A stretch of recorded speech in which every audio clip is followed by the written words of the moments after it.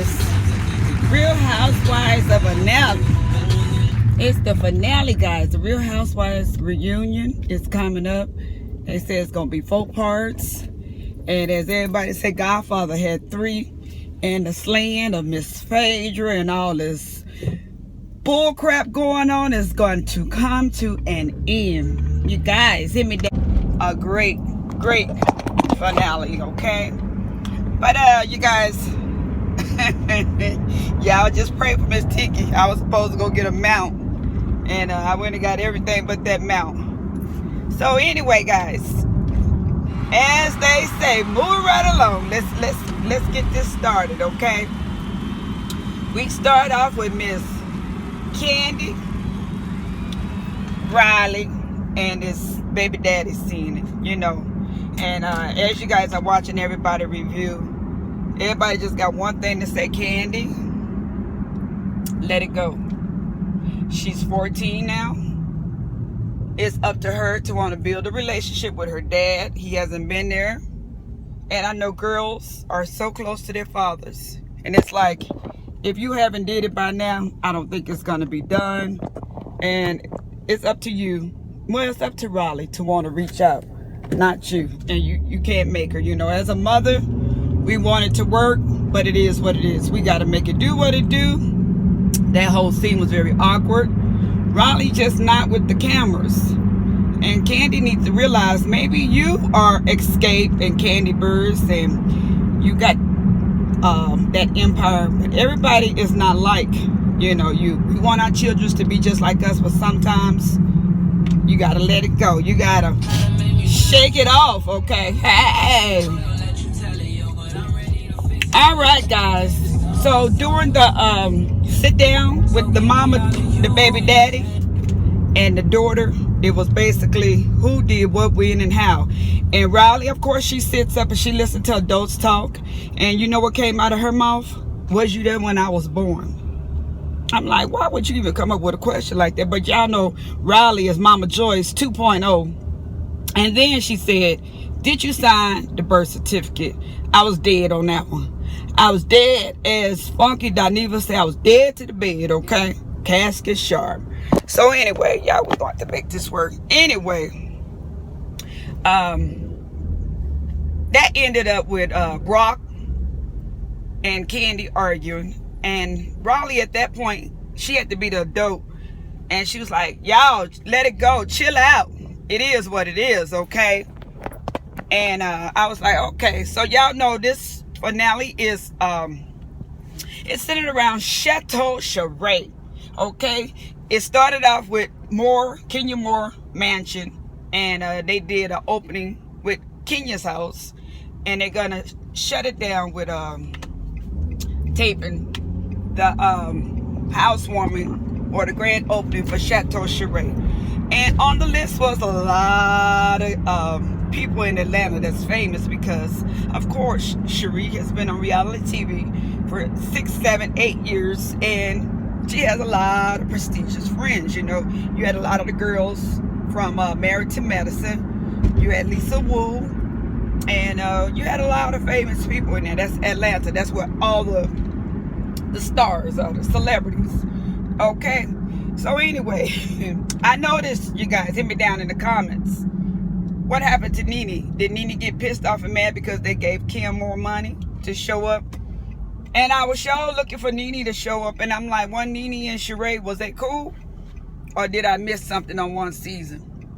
And I probably did. Y'all, I'm so glad he next to me or going around, because the entire time he behind me like we racing. I'm not racing this morning. Listen. Oh my goodness. I do not want to race you this morning. I'm just trying to get to work. Get away from me. All right, guys. So anyway, Kenya and Candy, Cynthia, Phaedra, Portia, all the young ladies, they show up to the housewarming. And I have to say this, you guys. Sheree looked beautiful. She looked beautiful. And she did it. She said it took her 5 years. And what she, you know, at the end when she gave her closing speech. She said, nobody knows I did this all by myself, and it took me 5 years. And I think, you know, someone said she didn't go to high school and she didn't go to college. You know, I didn't know all that about Sheree. And when you accomplish something in life that you have worked so hard for, I get it. You know, everybody's like, what is her, you know, why is she so into getting this house up and done? Nobody gets it but Sheree. So congratulations, Sheree. And I just want to say that the ladies all look beautiful. Kenya came with one leg out to be a messy motherfucker, which Kenya is. You know, Kenya there to stir the pot.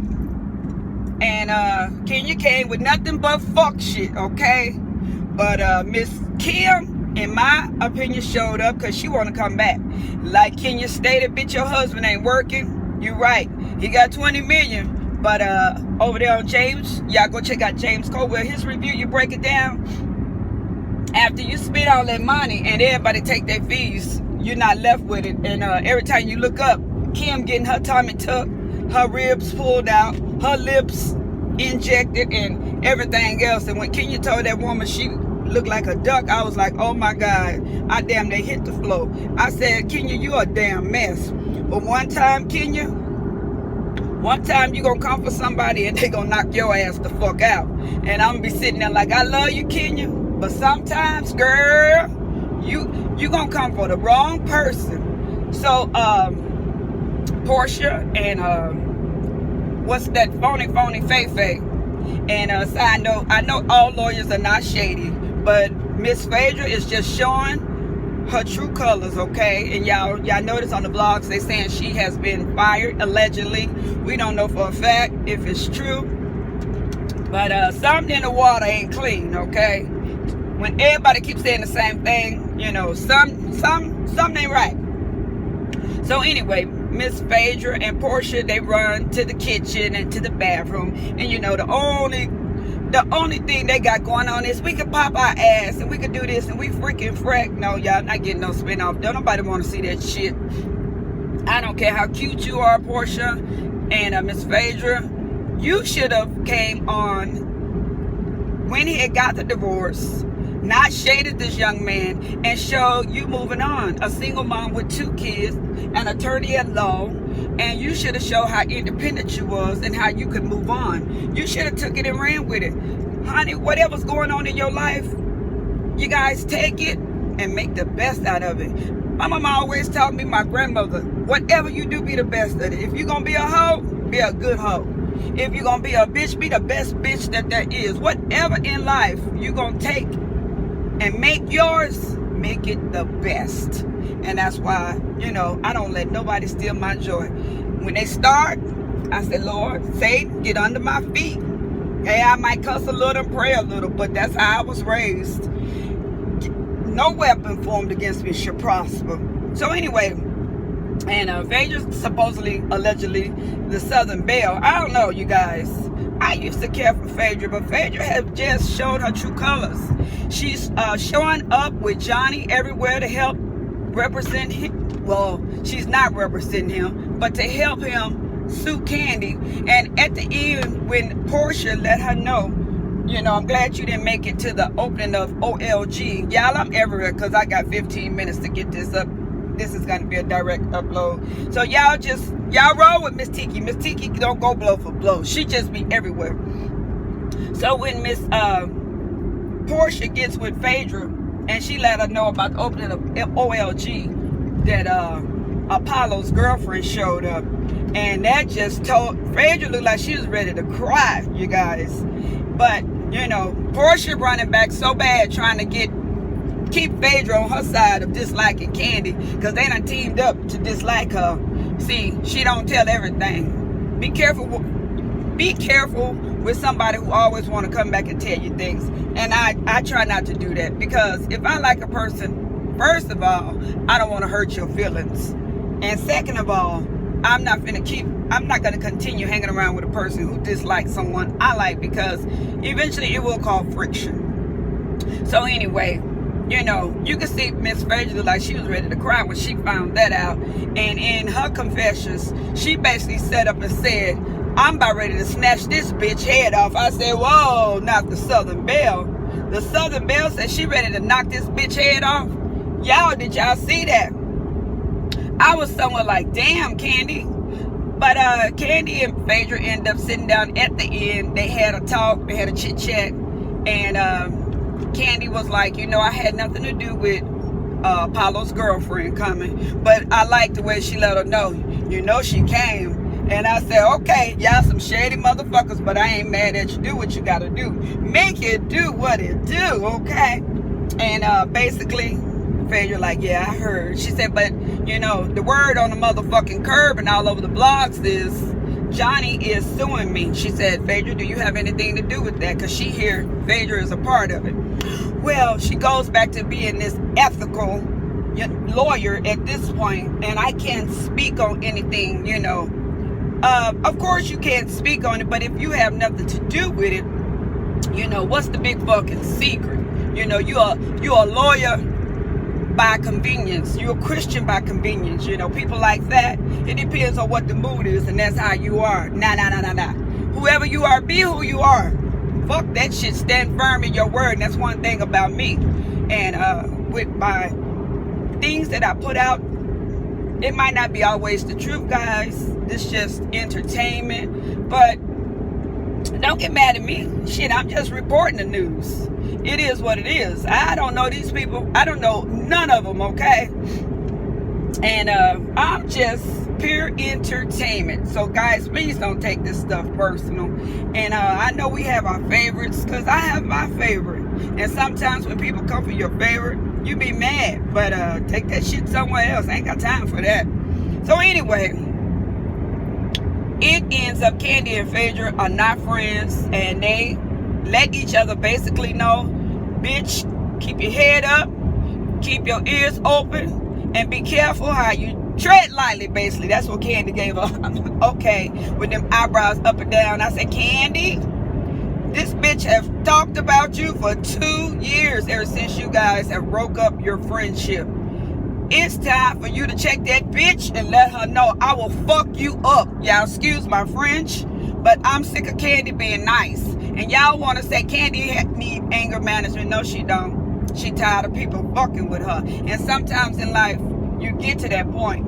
You are the sweetest person. You know, you could be the sweetest person in the world, but a person will take you there. And I know they say don't let them take you there. Yeah, but you got to get them off your feet. Get them off your back. So anyway, you guys, it ended up being a great, beautiful episode. Miss Kim showed up. She showed out because she needed to come on back to these Housewives. A bitch that got up and walked away. The bitch came in and she was ready to fight. She walked past Candy. She didn't speak.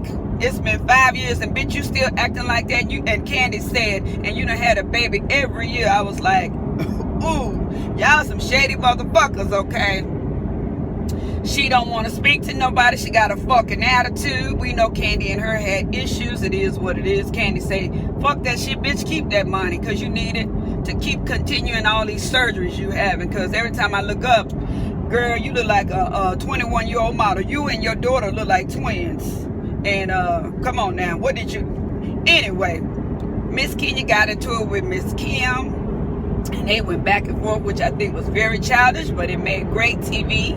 Chateau Charest is beautiful, and it showed the ending of everybody and what's going on. But at the end, they showed some shady notes on each girl, and I thought that was cute. And I didn't have time to sit there and read each one. But we all know that they're saying that Miss Charest still has not moved into Chateau Charest, but it was beautiful. It was beautiful. Kenya was very, very childish and messy, and I think Kenya should have relaxed a little. It's okay to stir the pot. Cynthia played the bone collector and spreaded all the information. Go Cynthia. And you guys, it is what it is. Miss Portia, and if y'all, let me let y'all go. Y'all have a lucky day.